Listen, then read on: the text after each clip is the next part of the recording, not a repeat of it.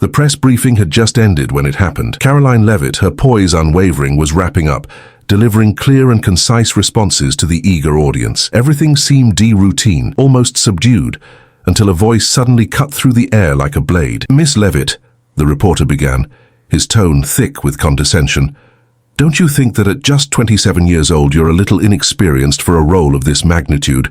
With all due respect, isn't this a position better suited for someone with more years under their belt? Someone the American people can rely on?" The question lingered, sharp and pointed. The room fell silent, and heads turned toward the reporter, a younger man with a thick notepad and an air of smug certainty. His smirk grew as he tapped his pen against the desk, waiting for Karoline's response. For a brief moment, her calm demeanor flickered, just long enough for those closest to notice. But she quickly composed herself, her lips pressing into a polite smile. She didn't respond immediately, and the silence began to stretch. The tension was palpable, almost suffocating. Then, from near the podium, a familiar voice broke the quiet. "Is that what we're doing now?" Donald Trump's voice carried through the room, firm and dismissive.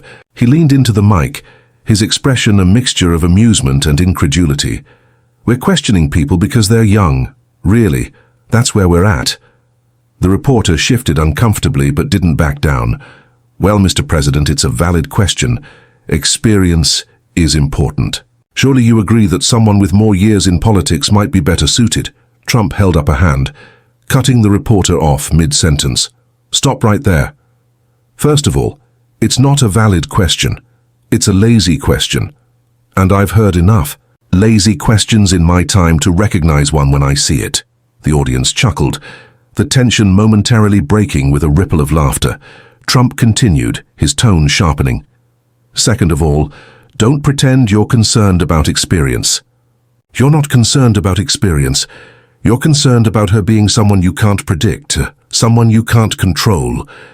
The reporter blinked, stunned by the directness of the response. Trump wasn't finished. "You know, it's funny," he said, gesturing toward the reporter.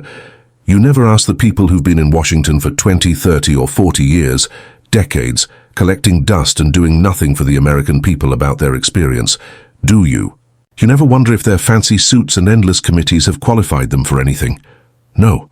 You're perfectly fine with them staying in their positions forever, talking and talking while never getting anything done." The room shifted. Several reporters exchanged glances and a few even nodded. Trump was a polarizing presence, sure, but there was no denying the truth in his words. "And here's the ironic part," Trump said, leaning closer to the mic, his eyes fixed on the reporter. "People like Karoline Leavitt. She's what this country needs. She's young, you got that part right. Big deal. She's also sharp, driven. She's not bogged down by the swamp.